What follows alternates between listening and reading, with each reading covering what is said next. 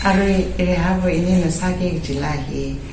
avavung rawi simisho hirara de lege jipinimunda avavung rali lege shwila akasake lahi in 2014 June kajan tarik tuli yo office lipam do sat lega mawan satu ikai ikaraji pesangsan lagai ne yung lem lipam sai ali yang memanda avavo rak lehi kiat ka aman kasakot kala jipining lega lenga kuyela ne ini nasa laga present sa kay sai kora na lang nani laga